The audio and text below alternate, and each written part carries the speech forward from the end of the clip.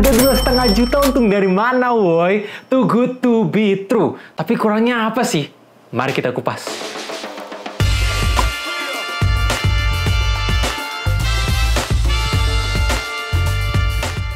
Di saat HP lain makin bongsor dan tebal, Infinix bawa gebrakan di harga 2 jutaan. Ya, ini HP tertipis di dunia dengan ukuran 6,8 mm.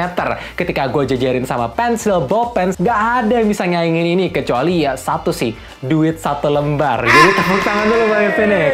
Lanjut ngomongin soal build quality, gue nggak tahu back covernya terbuat dari apa. Yang pasti finishingnya dibuat matte, berasa solid, framenya terbuat dari polikarbonat, tapi karena finishingnya dibuat kayak metal brush, jadi berasa feels HP-HP 4 jutaan. Satu memang concern gua karena HP ini tuh saking tipis dan enteng ya, jadi takut kepotek, berasa kayak HP dummy. Anyway, ngomongin soal feels di tangan, gua suka banget karena pinggir kiri kanan depan belakang dibuat melengkung jadi berasa PW, dan fitur-fiturnya nggak dikorbanin. Masih ada triple slot tray, plus bisa tahan cipratan air buat HP 2 jutaan.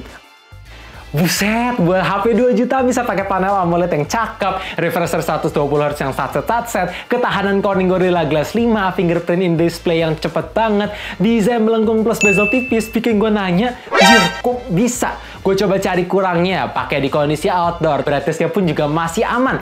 Ya, ternyata bisa ngitung sampai 1300 nits. Kedua, mungkin sentuhannya ini bakalan sampah. Ternyata ketika gue main MLBB dengan Hero Fast Pace masih berasa responsif, multitouch pun aman. Walaupun memang kalau misalkan dicari-cari kekurangannya ya ada. Always on display cuma bisa nyala 10 detik.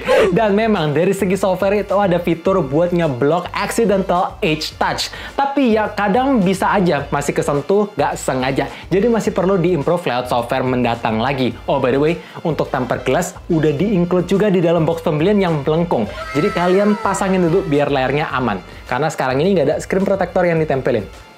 Sebagai sobat MediaTek, pasti Infinix adalah HP pertama di Indonesia yang menggunakan chipset baru Helio G100 yang paling diantisipasi karena menjanjikan. Iya, untuk angka AnTuTu benchmarknya bisa ngetut di 450 ribuan, 3D wildlife-nya itu stabil banget, dan untuk Geekbench-nya pun juga termasuk tinggi buat HP 2 jutaan. Tapi kalau misalkan kalian tanya, Bang, untuk performa gimana? Oke, MLBB ya cukup disayangkan, refresh rate-nya masih di high aja, belum bisa ultra. Dan kalau misalkan kalian lagi main team fight, itu sesekali ada frame drop, tapi untungnya nggak terlalu signifikan. Cuma satu concern gua, satu kali match dengan durasi 20 menit, suhunya bisa nyentuh di 39 derajat di bagian kamera atas satu titik ini. Jadi ya agak cepet panas. Dan untuk Genshin Impact, settingan yang menurut gua masih oke itu ada di medium plus 30 fps. Tapi kalau kalian pengen nyari kenyamanan suhu yang lebih adem plus angka fps yang lebih tinggi, turunin aja ke low plus 60 fps, ya itu jauh lebih playable. Intinya performa Helio G100 ini oke banget untuk penggunaan setiap hari.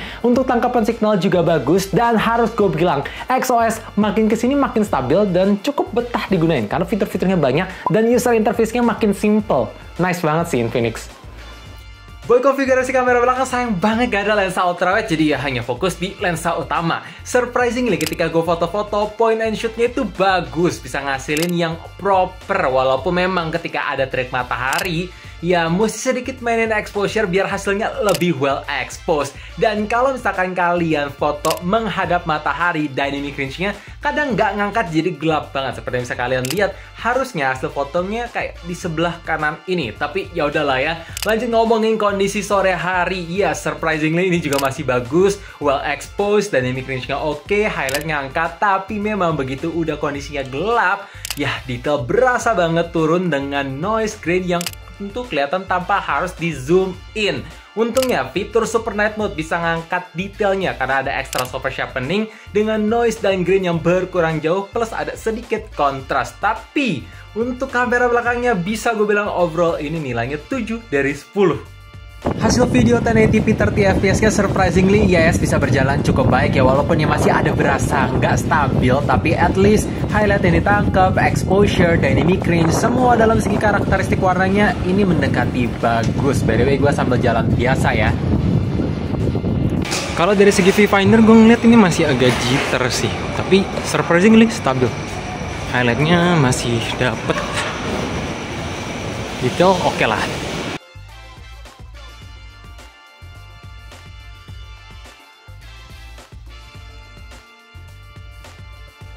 Oke, buat ketahanan baterai 5000 mAh-nya surprisingly menurut gue ini tergolong awet. Iya, walaupun tipis, bikin HP cepat panas ketika dipakai main game, tapi ketika gue geber 30% menggunakan WiFi saat main game, terus 70% untuk kebutuhan sosmed, dan lain-lain menggunakan cellular data, masih bisa dapat screen on time 7 jam lebih. Jadi menurut gue, ya awet. Dan ngomongin soal nge-charge, supportnya di 33 watt. Brick charger masih aman di-include di dalam box pembelian. Dan yang gue seneng, Infinix ini nyediain fleksibel. Kalau misalkan kalian pengen smart charging ada, mau low temperature ada. Tapi kalau misalkan kalian pengen ngebut 33 wattnya, bisa langsung diaktifin. Nah, ketika gue nge-charge dari angka 10 sampai 100%, maka waktu 72 menit yang oke aja lah ya. Mengingat buat HP 2 jutaan. Jadi untuk ketahanan baterainya oke, nge-charge-nya oke aja. Terakhir, buat fitur-fitur HP 2 jutaan jelas banyak banget. Kita mulai dari segi hardware dulu. Masih ada NFC. Haptic vibration bukan yang paling mahal, tapi juga bukan yang paling murah. Ya ada di tengah-tengah. Dalam segi flashlight, bisa depan belakang seperti ciri khas Infinix. Jadi bisa nyalain 360 sekaligus. Dan terakhir, udah pakai fitur stereo speaker. Ya, by JBL. Emang bass treble-nya itu kurang terdengar, tapi kalau misalkan kalian pengen ngandelin suara kenceng-kencengan doang, ya rasanya gua bilang HP ini bisa deliver itu. Buat yang penasaran gimana sound quality-nya, make sure pasang earphone atau headset, gua play di 100%.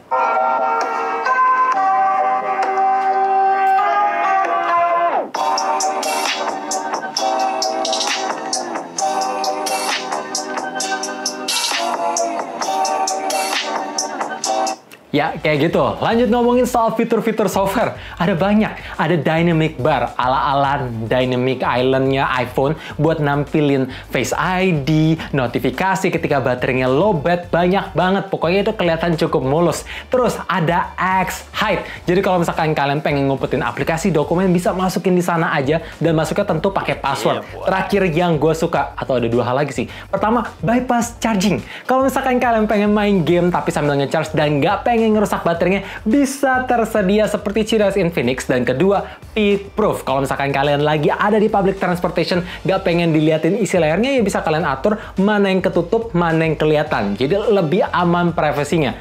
Mantap sih, ini fiturnya komplit bener.